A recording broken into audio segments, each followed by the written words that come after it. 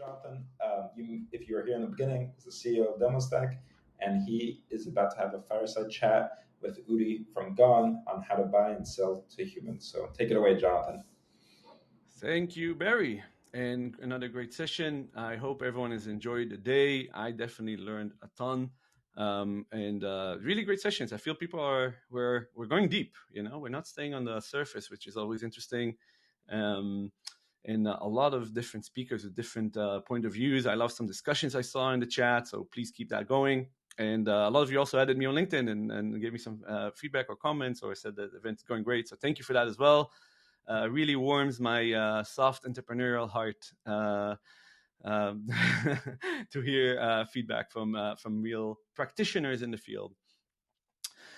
Great. So for this next session, as Barry alluded to, we have a great guest. I have been following him for a while. I don't know if you knew that, but when we started, I think one of the first podcasts I listened to was him talking about how to break into and get attention early as a really early stage startup. And I wrote a lot of notes and really absolutely loved it. So our next guest is Udi Ledergor, who is now the Chief Evangelist at Gong.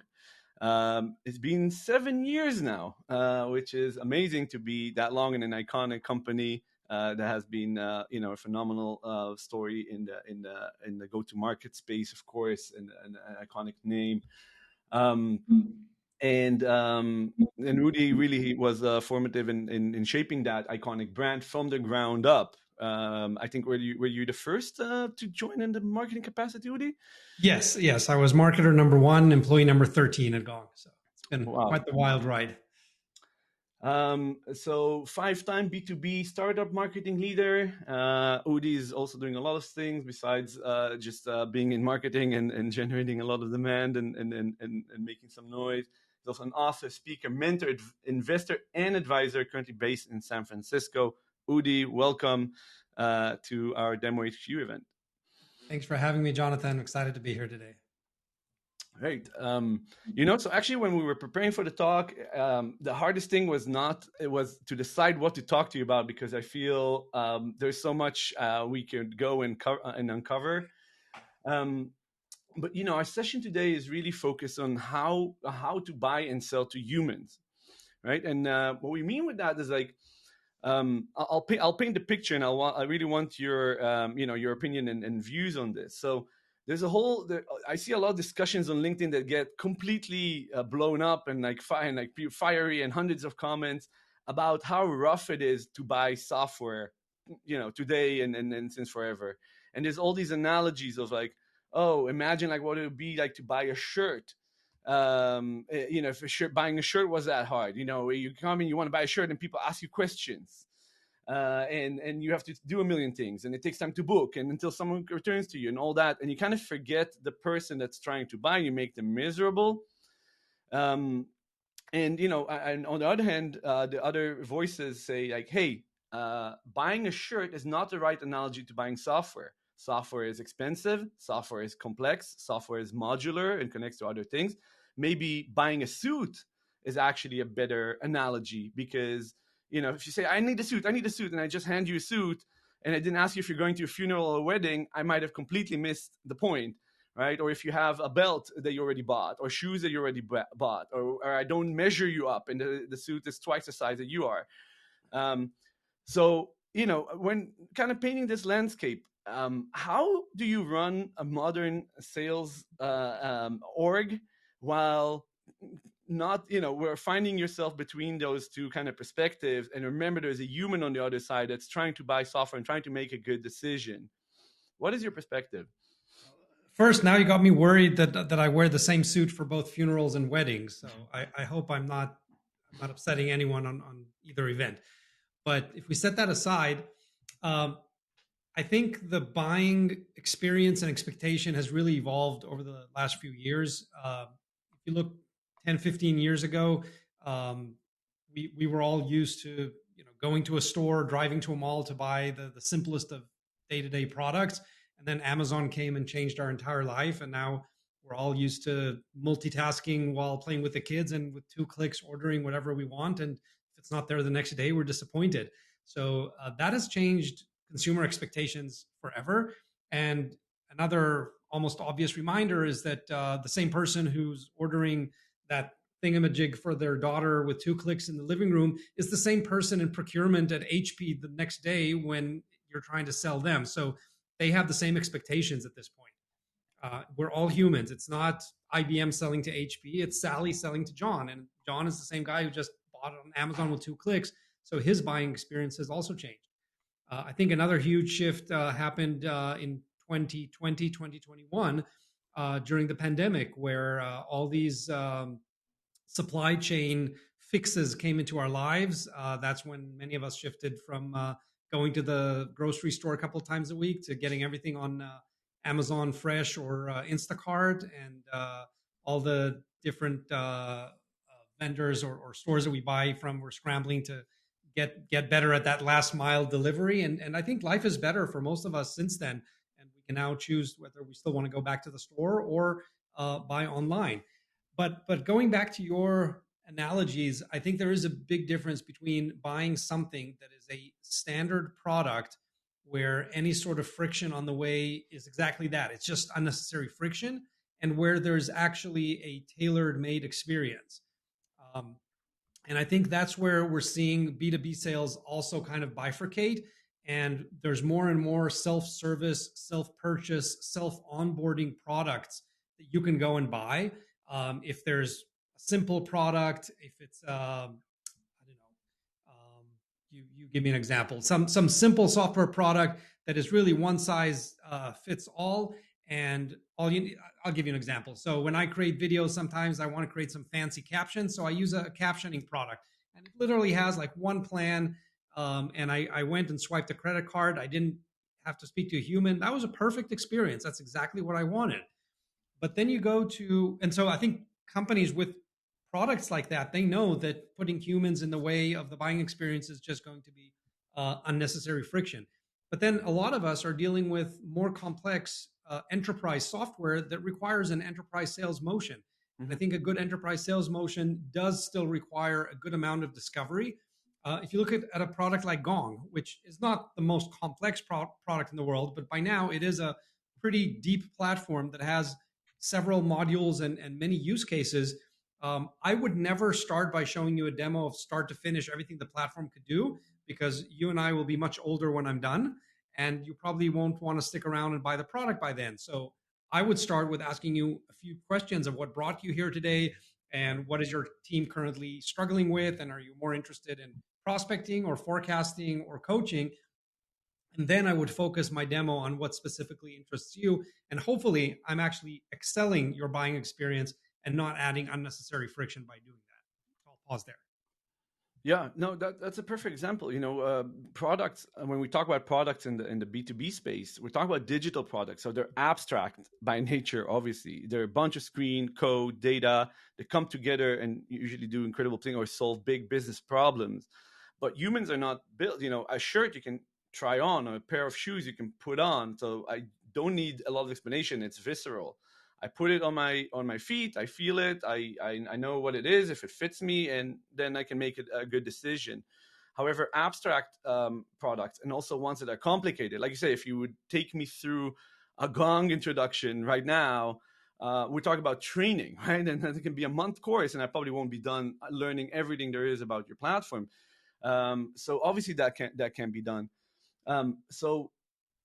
How do we sell complex solutions today? How do we balance that, what the buyer wants and what the seller wants and want? And maybe you can even start with defining what the buyer wants, what the seller wants, and then like how do we marry those two together? Yeah, I think the buyer wants to get the best solution for their business challenge and spend the least amount of resources. And I'm not just talking about money, but also respect for their time in the process of buying and onboarding the product. So I think that's where sometimes we see things break down. And I'll give a couple of examples. So and going back to the consumer world, if you call your cable provider and you give them all your details and you punch in your social security or credit card or zip code, and then you get to a human, and 2 minutes later they're asking you for all those details again, and so you get annoyed, but you give them the details. And they're like, okay, I'm going to pass you on to the right department. And then they ask you for all those details for the third time.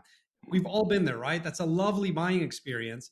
And at that point, of course, you hate them and you want to go to another vendor, but then you're reminded that they're the only service provider in your zip code, so you're stuck with them. But in B2B, we definitely don't have to provide that experience anymore. Looking at sales platforms that are out there that actually provide a much better buying experience because they let the sellers do everything from prospecting to selling to expanding and renewing the customer on a single platform. You don't have to ask the customer 3 times the same question. If your SDR and AE and CSM are asking the customer the same question 2 or 3 different times, you're doing it wrong.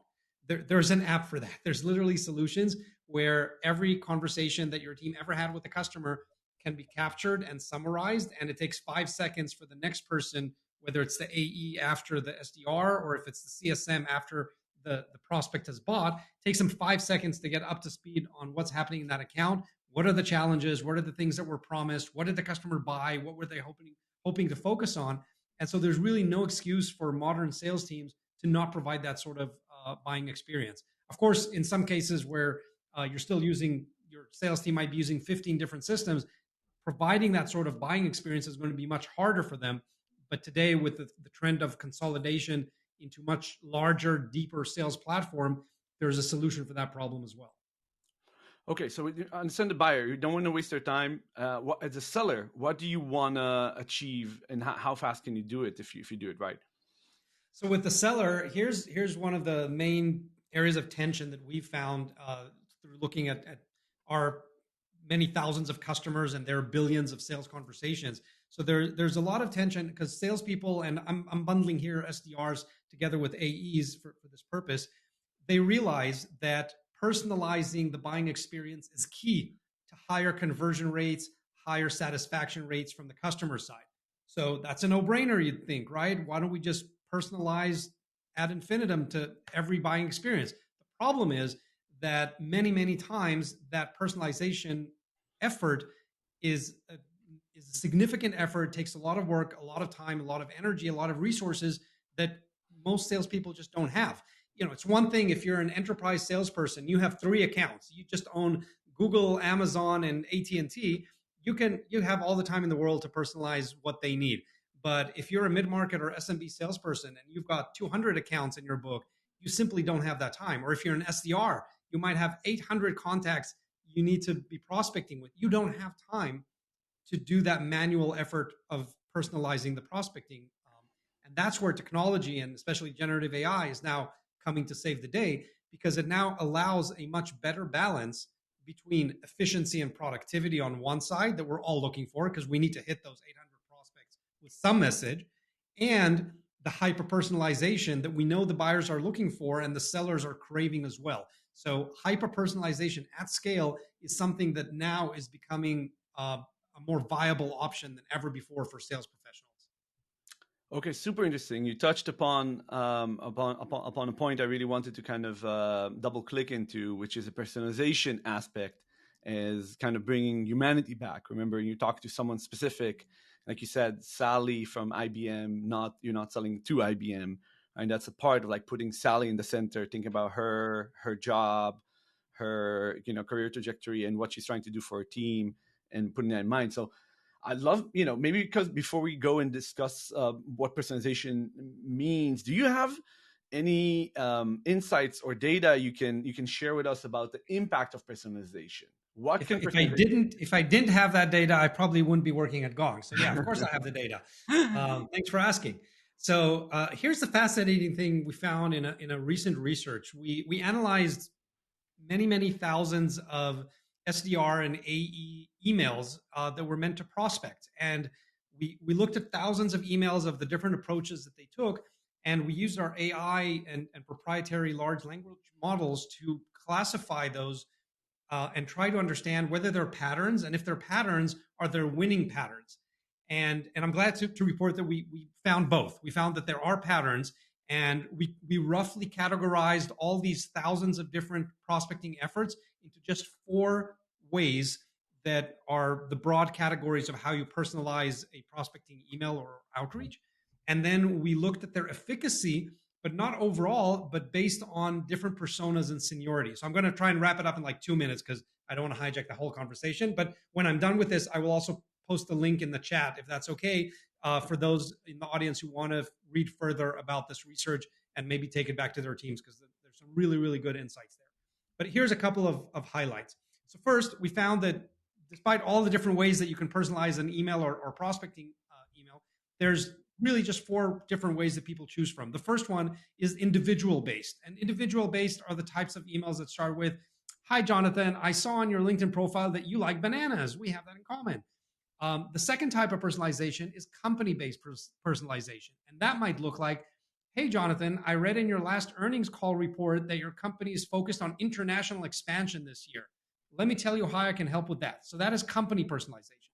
The third type is activity based.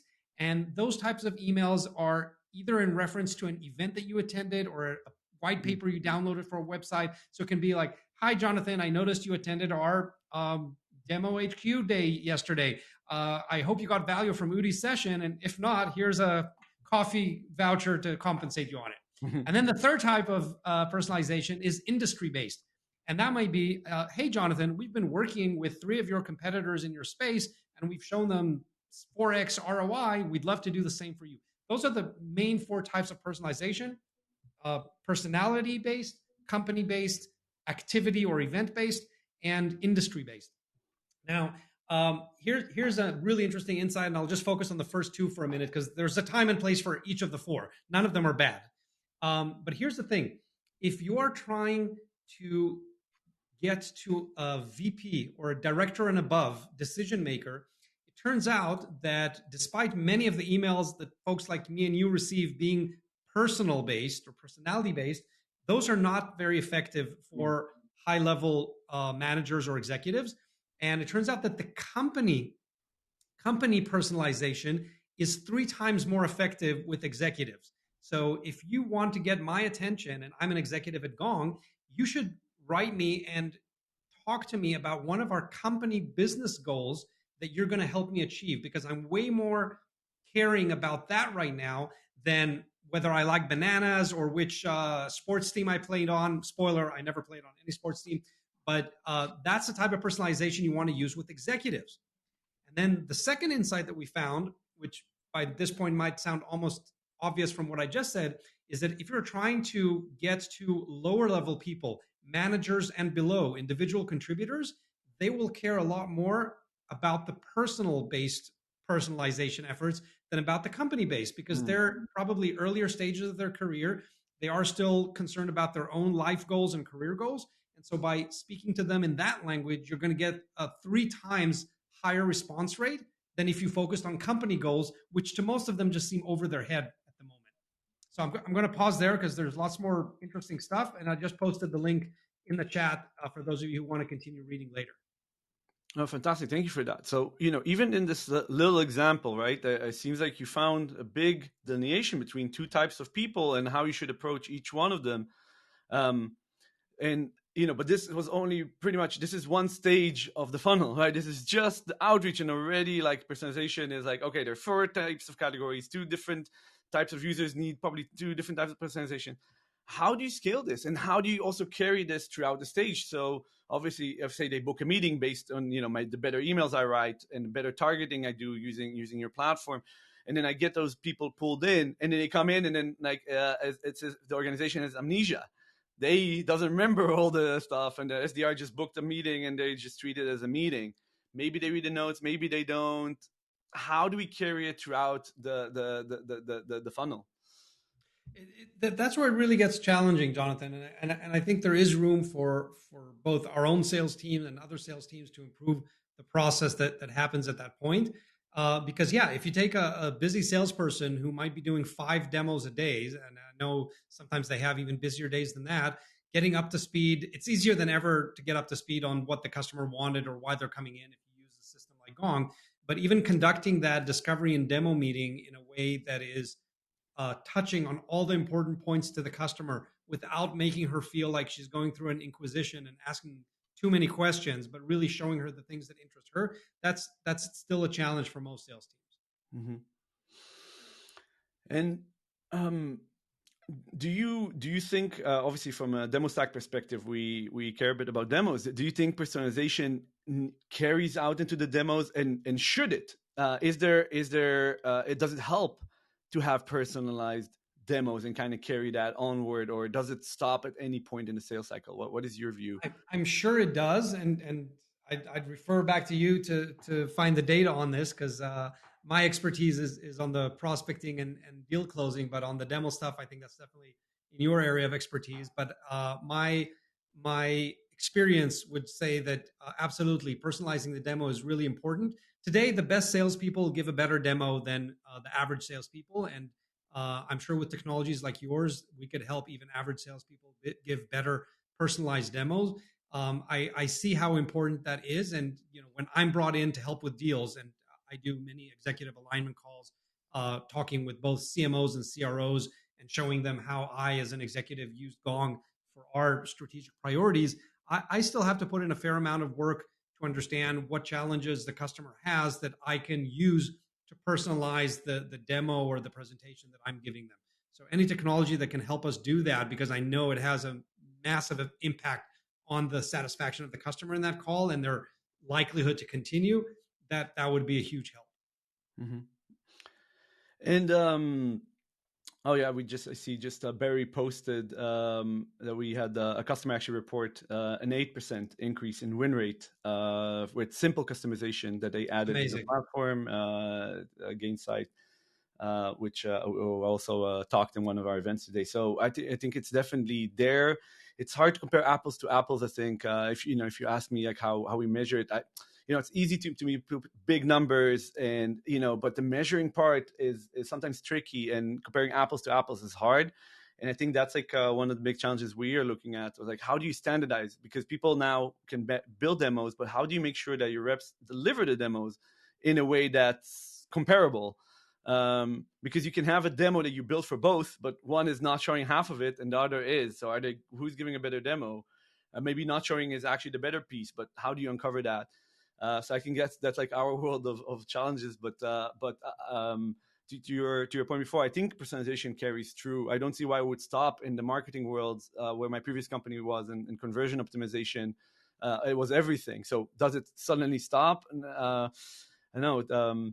So one analogy I really like to use for, and love to hear how if you'd see the same, is like that the best demo is a mirror, because if you can reflect the buyer's pain in your product, essentially you can win them over, because they can see they can see themselves in your product, and if the pain is clear and your product is kind of encompassing that pain and kind of dealing with it, that is a very powerful statement.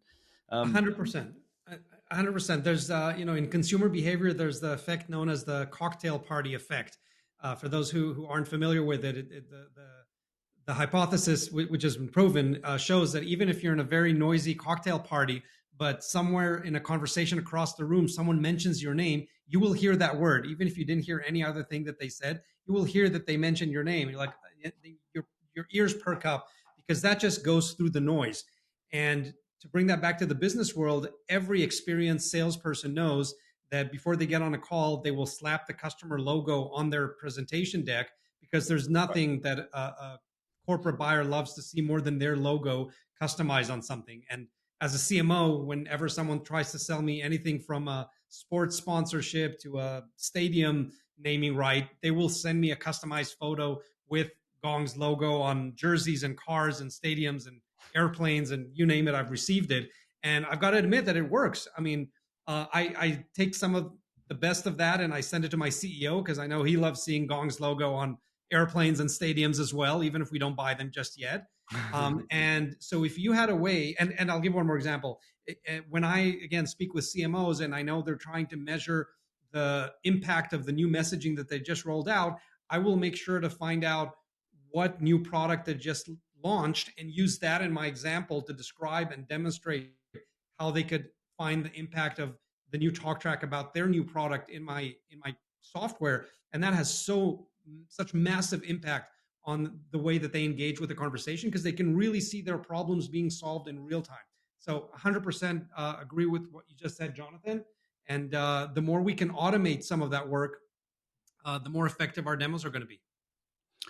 One more aspect of personalization I really want to explore with you is I think it's a buyer's trust, right? I think in this environment, obviously, tech has slowed down immensely. It's clear to see, and there's with layoffs, we had very hard economic reality. So today, if you buy software, first you probably really need it, right? If you're even discussing and you're talking about spending money, it means you really need it.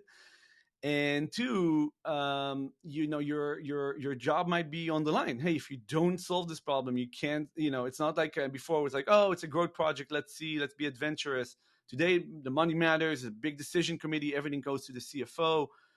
How do you build that human connection also to build trust? Can you use personalization within it? What's your view on building trust in a sales process?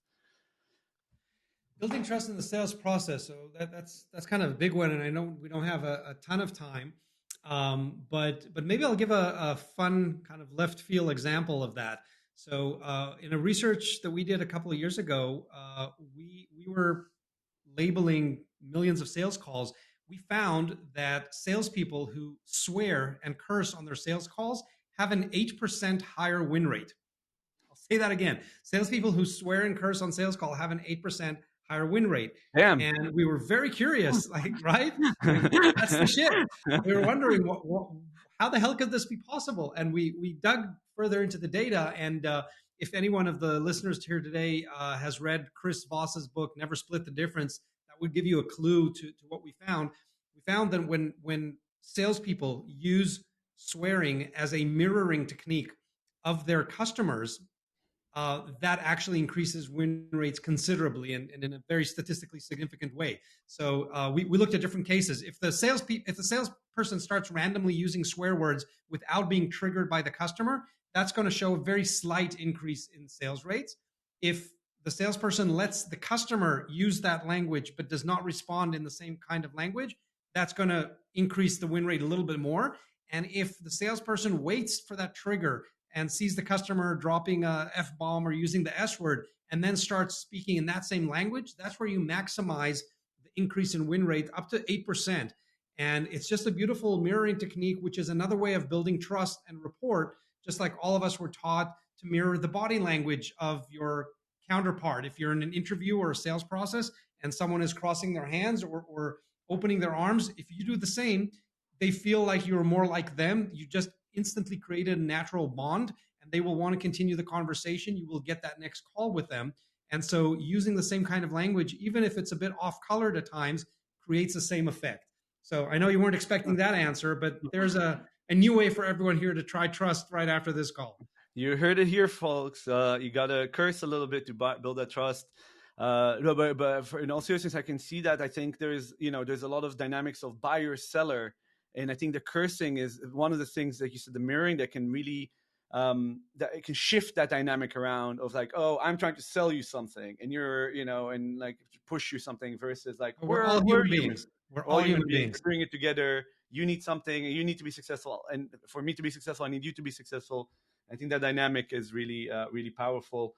Udi, we could probably speak for another hour, but and we'd start swearing and cursing, or at least the audience would. That is the bit. I think that's going to be the headline tomorrow when we publish the event. Gong and Demostack encourage cursing on sales calls from now on. Absolutely. You heard it here first. You heard it first. Thank you, Udi. It was delightful to talk to you. Thank you for all those insights that you had for us today and coming on. Thanks for having me, Jonathan. Thank you, everyone, for listening. Fantastic.